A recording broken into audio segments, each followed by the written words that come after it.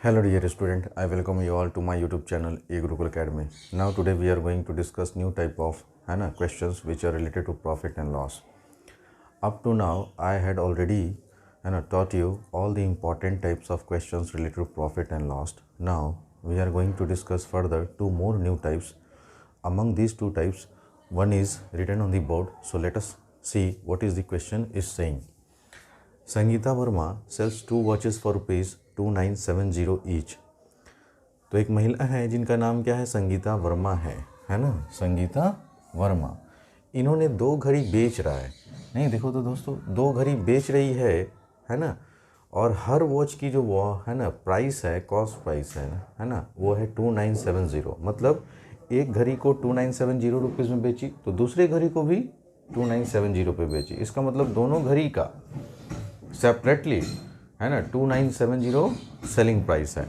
तो अगर मैं आपसे पूछूं कि सर इस केस में टोटल सेलिंग प्राइस क्या होगा, तो 2970 इंटू 2 कर देंगे तो हमको टोटल वॉच का सेलिंग प्राइस निकल जाएगा कि संगीता वर्मा ने 2 घड़ी कितने रुपए में बेची।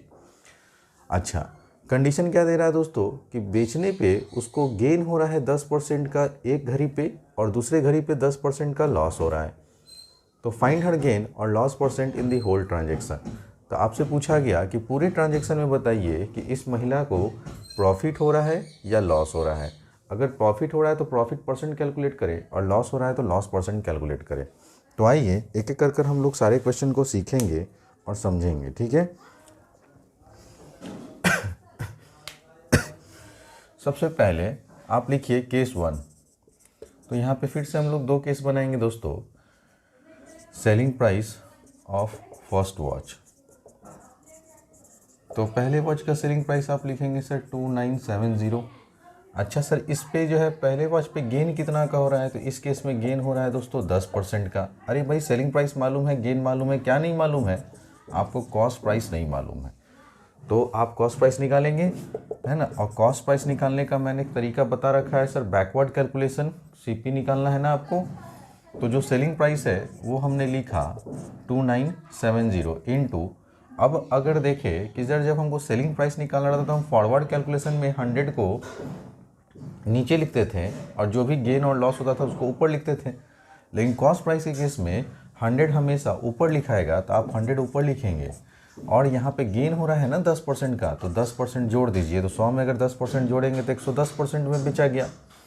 अब आप कैलकुलेशन कीजिए सर, 0 से 0 खत्म हो गया, 11 1 जा 11, 11 2 जा 22, 11 7 जा 17। तो देयरफॉर यहाँ से आ गया है ना कॉस्ट प्राइस निकल के आपका 2700 रुपीज़। तो ये था पहला केस का आपका कॉस्ट प्राइस। अच्छा सर, केस 2 में आइए, एकदम आराम से सॉल्व करेंगे। तो SP of second watch, second watch का भी सेलिंग प्राइस अगर देखेंगे फ्रेंड्स तो है 2970 है ना। और इस केस में लॉस हो रहा है, और लॉस कितना दिया हुआ दोस्तों, 10% का लॉस हो रहा है। तो 10% का लॉस करें तो इस बार भी आपको CP2 कर देते हैं, इसको CP1 कर देते हैं, ठीक है। तो आपको समझ में आए अच्छे से, है ना।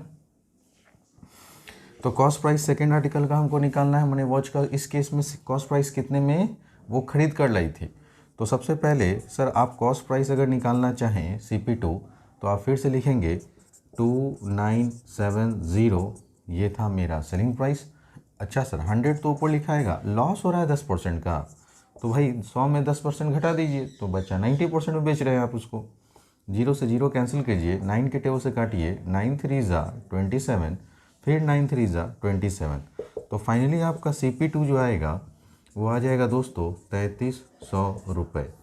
अब आप दोनों केस को कंबाइन कीजिए, तो आप लिखेंगे कि sir total selling price of 2 watches है ना। दोनों वॉचेस का सेलिंग प्राइस क्या हो जाएगा, तो पहले केस में सेलिंग प्राइस था 2970 और दूसरे केस में भी था 2970। तो क्यों ना हम इसको डायरेक्ट 2 से गुना कर दें और जो आएगा वो मेरा रुपीज़ में आंसर हो जाएगा। तो आप बोलेंगे 2 0 से 2 7 जा 14, हैंड हाथ में 1, फिर बोलेंगे सर 2 9 जा 18 और 1 19, हाथ में 1, फिर 2 2 जा 4, ठीक है, और 1 5। तो आपका सर दोनों वॉच का टोटल सेलिंग प्राइस निकल के आ गया 5940 रुपीज़। अब अगर मैं पूछूँ आपसे कि sir total cost price of 2 watches बताइए, तो आप दोनों का सेलिंग प्राइस को जोड़ देंगे, है ना। तो पहला केस में सेलिंग कॉस्ट प्राइस क्या था 2700 रुपये, दूसरे केस में कितना था 3300 रुपये। इन दोनों को जोड़ देंगे दोस्तों तो मेरा यहाँ से निकल कर आ जाएगा टोटल सीपी। तो आप बोलेंगे सर 0 0 7 और 3 10, फिर 3 और 2 5 और 1 6। अब आप यहाँ पे देखिए ध्यान से कि सर दोनों घड़ी को खरीद के लाया गया था 6000 में, दोनों घड़ी को बेचा जा रहा है 5940 रुपीज़ में। यहाँ पे सीपी बड़ा है, एसपी छोटा है, तो भाई की लॉस ही होगा। तो आप यहाँ लिखेंगे here CP greater than SP, therefore Sangeeta Verma को लॉस हो रहा है। कितने रुपए का लॉस हो रहा है, तो भाई बड़े वैल्यू में से छोटे वैल्यू को घटा दीजिए, है ना, 5940 रुपीज़। तो यहाँ से आपका आ जाएगा कि अगर आप 6000 में से 5940 रुपीज़ सब्ट्रैक्ट करते हैं तो 0, 10 में से 4 गया 6, 0 और ये भी 0, इसका मतलब 60 रुपये। तो 60 रुपये का इसको लॉस हुआ फ्रेंड्स। अगर लॉस 60 रुपये का हुआ तो आपसे पूछा गया है कि लॉस परसेंट बताइए ना, तो देयरफॉर आप कह सकते हैं लॉस परसेंट क्या होगा, कितना का लॉस हुआ 60 रुपये पे, कितने का आर्टिकल खरीद कर लाया गया। तो टोटल सीपी आप देख लीजिए कितना है, होल ट्रांजेक्शन पे बोल रहा है ना दोस्तों, तो टोटल सीपी की बात करेंगे 6000 इंटू 100 से मल्टीप्लाई कर देंगे क्योंकि हमको परसेंट में चाहिए। तो रुपीज़ से रुपीज़ तो कैंसिल होने हो जाएगा सर, 1 2 3 1 2 3 और 6 से ये कट गया एक बार में। तो देयरफॉर लॉस कितने का हुआ दोस्तों, तो आप बोलेंगे सर लॉस हुआ 1% का। और ये सवाल का ये आंसर था। तो अगर इस टाइप में आप देखेंगे तो टोटल एसपी दिया हुआ रहेगा, है ना, कि 2 घड़ी का जो है इस तरह से लिखा रहेगा selling price of 2 watches for rupees इतना ईच। ये वर्ड जरूर फोकस कीजिएगा, ईच वर्ड को, ठीक है ना। तो ये आपका सॉल्व करने का सबसे फास्टेस्ट मेथड है और सबसे आसान तरीका है दोस्तों। 2 केस बनाइए, दोनों केस में दोनों सेलिंग प्राइस निकालिए, दोनों घड़ी का कॉस्ट प्राइस निकालिए, फिर देख लीजिए कि कॉस्ट प्राइस बड़ा है या सेलिंग प्राइस बड़ा है। अगर कॉस्ट प्राइस बड़ा होगा तो लॉस होगा, अगर सेलिंग प्राइस बड़ा होगा तो गेन होगा। तो उम्मीद करता हूँ कि आपको समझ में आ गया होगा। So please take your time.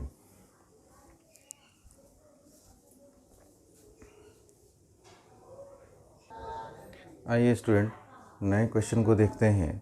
कहा जा रहा है कि Manohar purchase 2 hand bags for rupees 1500 each. तो मनोहर नाम का इस बार एक लड़का है जो 2 हैंड बैग को इस बार खरीद कर रहा है। खरीद रहा है मतलब परचेज़ कर रहा है, इसका मतलब टोटल सीपी मालूम है आपको कि अगर दोनों बैग का अगर आपको टोटल सीपी चाहिए तो इसको 2 से गुना कर देंगे तो हमको टोटल सीपी मिल जाएगा, जैसा कि पिछले क्वेश्चन में टोटल एसपी मालूम था। अब कहा जा रहा है ही सोल्ड दिस बैग। अब वो बैग को बेच रहा है तो एक पे उसको 8% का गेन हो रहा है और दूसरे पे उसको 4% का लॉस हो रहा है। तो कहा जा रहा है फिर से फाइंड हिज गेन और loss percent in the whole transaction.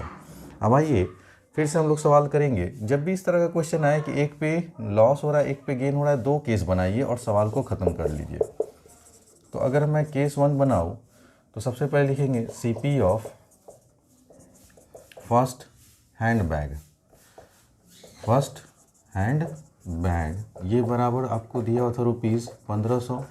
अच्छा सर इस केस में गेन हो रहा था ना, तो पहला केस में गेन दे रहा है दोस्तों 8% का गेन हो रहा है। आपसे सर क्या नहीं मालूम है, आप बोलेंगे सर सेलिंग प्राइस नहीं मालूम है। तो पहले केस में आप क्या निकाल लेंगे, सेलिंग प्राइस निकाल लेंगे। तो देयरफॉर अब आप लिखेंगे selling price of first hand bag.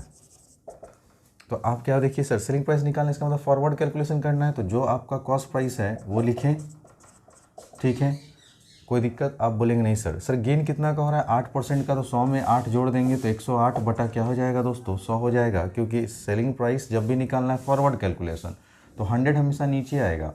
2 zero से 2 जीरो क्या कर दिए दोस्तों काट दिए। अब हमको 108 को 15 से गुना करना होगा, तो आप 108 को 15 से गुना कर लीजिए। 1 40 5 का 5 8 0 1 0 8 4 12 6 1, तो ये बेचा है ना 1620 रुपये में, ठीक है। यहाँ तक तो कोई दिक्कत नहीं हुआ होगा। अब आइए केस 2। केस 2 में क्या कहा जा रहा है दोस्तों कि अभी भी आपके पास cost price first second bag का ना, तो कॉस्ट प्राइस ऑफ अब आप लिखेंगे second bag, second hand bag ये कितना है, तो फिर से बोलेंगे सर 1500 रुपया ही है। अच्छा इस केस में लॉस लेकिन हो रहा है, तो लॉस कितना का हो रहा है 4% का। फिर आपको SP2 निकालना है यहाँ से, तो आप यहाँ से लिखेंगे selling price of second hand bag. Forward calculation है दोस्तों। तो 1500 इंटू कितना का लॉस हो रहा है, 4% का। तो 100 में 4% घटाएं तो बेचे कितने में, 96% में बेचें। तो सर 2 जीरो से 2 जीरो फिर से काट दीजिए और 15 इंटू 96 कीजिए। तो 96 को अगर 15 से गुना करेंगे तो 6 पचे 30, हाथ में 3, 5 45, 3 48 और फिर ये 96, 0 8 6 14, 9 4 13 और 1 14, तो 1440 रुपये आएगा दोस्तों। ठीक है, तो आप बोलेंगे सर इस केस में ये मेरा सेलिंग प्राइस है। तो अब आप देखिए कि सर आपको टोटल कॉस्ट प्राइस निकालना होगा। तो now total cost price of, है ना, बोथ हैंड बैग्स। तो आप बोलेंगे सर 1500 इंटू 2 कर देंगे तो ये आ जाएगा ₹3000। अच्छा सर, टोटल अगर हम निकालें selling price of both hand bags, तो आप दोनों को जोड़ दीजिए। पहला केस में सेलिंग प्राइस कितना निकला था दोस्तों, तो आप बोलेंगे सर 1620 रुपया। दूसरे केस में कितना निकला था, तो आप बोलेंगे सर 1440 रुपया, और ये आप जोड़ देंगे तो आपका टोटल सेलिंग प्राइस निकल कर आ जाएगा 162144। 4 2 6, है ना, 6 4 10 और ये 3, तो 3060। तो अब आप देख सकते हैं बोर्ड पे ध्यान से कि सर मैंने टोटल जो है दोनों बैग खरीद कर लाया 3000 में, और दोनों बैग को बेच रहा हूँ 3060 रुपये में। तो यहाँ SP बड़ा है ना, तो आप यहाँ लिखेंगे sir here SP greater than CP, तो देयर फॉर गेन होगा। और गेन कैसे निकालेंगे, बड़ा वैल्यू माइनस छोटा वैल्यू। तो 3060 में से 3000 अगर आप सब्ट्रैक्ट करते हैं तो आप बोलेंगे सर फिर से 60 रुपया का इसको क्या हो रहा है, गेन हो रहा है। तो आपसे पूछा गया गेन परसेंट, तो गेन परसेंट बराबर कितना का गेन, तो आप बोलेंगे 60 रुपया का। कितने रुपए पे, तो टोटल CP देखिए 3000 पे, तो 100 पे कितना, तो सर रुपीज़ से रुपीज़ ख़त्म हो गया। 3 जीरो से 3 जीरो काट दीजिए और 3 1 जा 3, 3 2 जा 6, तो गेन कितने का है दोस्तों, 2%। और यही सवाल का उत्तर था। तो इस तरह से आपने देखा कि अगर कहीं भी क्वेश्चन आता है कि कोई इंसान दो चीज़ को खरीद रहा है ना, इतना रुपए ईच में, या दो चीज़ कोई इंसान बेच रहा है इतना रुपए ईच में, एक पे प्रॉफिट हो रहा है तो एक पे लॉस हो रहा है, तो आप दो केस बनाइए और दोनों केस से आप, है ना, जो अननोन क्वांटिटी है वो निकालें, कैलकुलेट करें, और उसके बाद टोटल CP टोटल SP में कंपेयर कर ले। उसके बाद प्रॉफिट हो रहा है तो प्रॉफिट, लॉस हो रहा है तो लॉस परसेंट निकलेगा। उम्मीद करता हूँ कि अभी ये आपको बहुत अच्छे से समझ में आ गया होगा। So please take your time.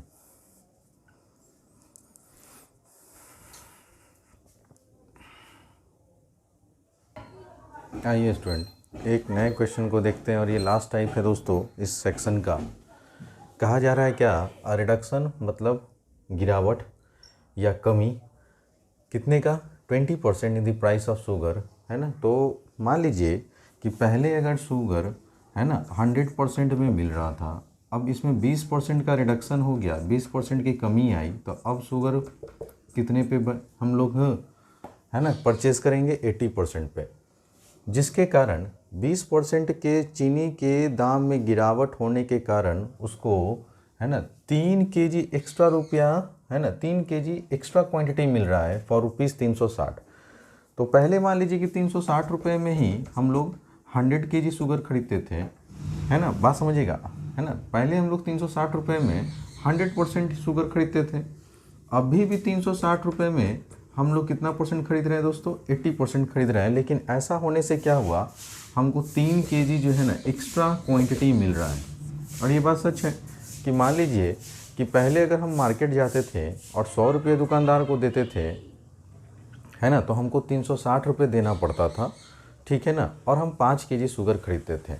आज के डेट में जब शुगर के दाम में 20% की कमी आई, गिरावट आई, तो आज भी हम दुकानदार के पास गए, वापस से 360 रुपये दिए, लेकिन 5 kg की जगह उसने मुझे इस बार 8 kg दिया। इसका मतलब फ़र्क कितने kg का आया, 3 kg का। ये 3 kg का फ़र्क क्यों आया, क्योंकि शुगर के दाम में गिरावट हुआ 20% से। आप बात समझ रहे हैं दोस्तों। तो ऐसे सवाल को सबसे बेस्ट अप्रोच होता है कि आप इसको एक्स करके ही बना लें, ठीक है ना। मान लेते हैं कि ओरिजिनल रेट जो है, let the original rate of sugar B rupees x, हमने रुपीज़ एक्स मान लिया ओरिजिनल रेट। तो बताइए रिड्यूस रेट क्या होगा।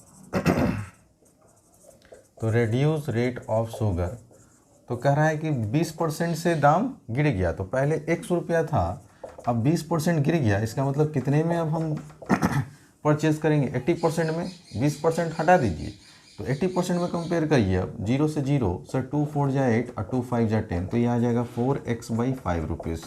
बात समझ रहे हैं दोस्तों, ये था रिड्यूस रेट। अब अकॉर्डिंग टू क्वेश्चन हम लोग सॉल्व कर देंगे। आइए दोस्तों, अब देखिए रिड्यूस रेट जो है शुगर का हमने निकाल लिया सर 4x/5 रुपीज़ पर केजी है। अब आप देखिए कि करना है क्या, ठीक है ना। अकॉर्डिंग टू क्वेश्चन कहा जा रहा है कि 20% चीनी के दाम में गिरावट आने के कारण हमको 3 केजी एक्स्ट्रा शुगर की क्वांटिटी मिल रही है, ठीक है ना। तो अगर मैं बोलूं कि सर रिड्यूस रेट से अगर आप जाएंगे शुगर खरीदने तो आपके पास 360 रुपये हैं, आप बोलेंगे हाँ सर, और रिड्यूस रेट पर केजी कितना था 4x/5 से इसको क्या करेंगे डिवाइड कर देंगे, है ना। और एक्स्ट्रा मिल रहा है, इसका मतलब ज़्यादा मिल रहा है। तो भाई पहले कितना मिल रहा था, तो 360 रुपये में आप जाएँ, 360 रुपये दिए और x केजी पर केजी, है ना, पर केजी x रुपया दाम था और ये 3 केजी के बराबर हो जाएगा। अब ध्यान दीजिएगा ये 5 चला जाएगा ऊपर, है ना। तो 360 × 5 अपॉन क्या आएगा दोस्तों 4x माइनस 360 अपॉन x, और ये बराबर हो जाएगा 3 केजी के। ध्यान से देखने में पता चलेगा कि सर 360 यहाँ भी है, 360 यहाँ भी है, तो क्यों ना मैं 360 कॉमन ले लूँ।